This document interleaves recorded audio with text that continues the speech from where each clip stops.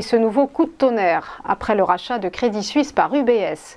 On a appris ce week-end l'ouverture d'une enquête par la justice helvétique. Le parquet fédéral étudie d'éventuelles irrégularités dans les conditions de cette fusion. Information du Financial Times. C'est le gouvernement suisse qui est visé.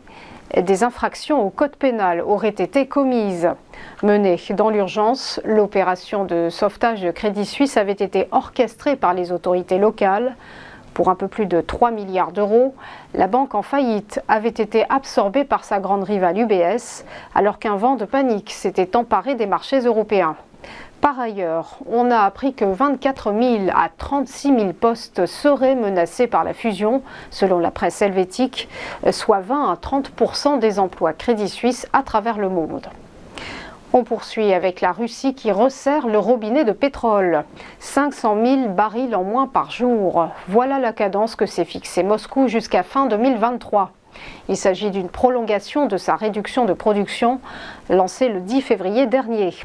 L'annonce est intervenue quelques minutes à peine après que 5 pays de l'OPEP aient fait part de leur intention similaire, à savoir l'Arabie Saoudite, l'Irak, le Koweït, les Émirats Arabes Unis et Oman.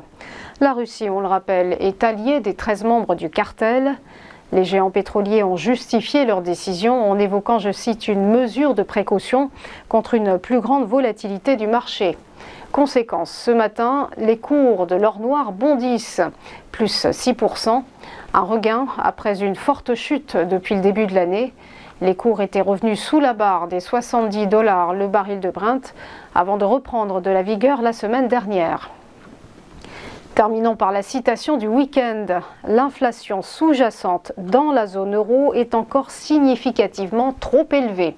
Déclaration de Christine Lagarde, alors même que l'on apprenait un reflux de la hausse des prix à la consommation en mars.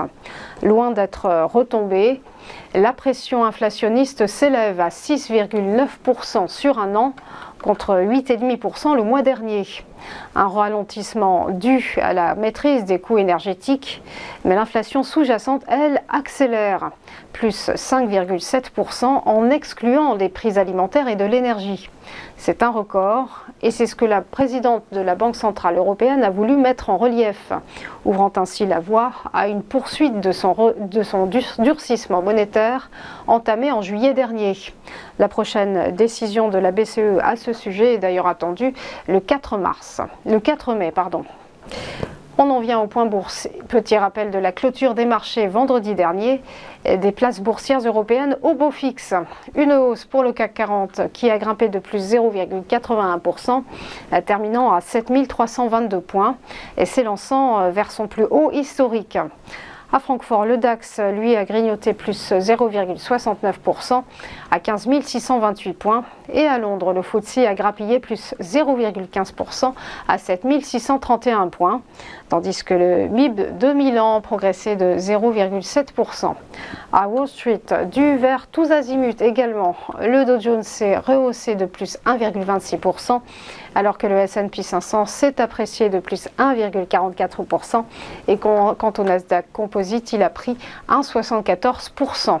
Enfin, le Nikkei, pour compléter ce tableau complètement vert, l'indice japonais a gagné 0,52%. Voilà pour les news, on marque une première pause et on se retrouve juste après pour ChronoCAC et l'ouverture des cotations.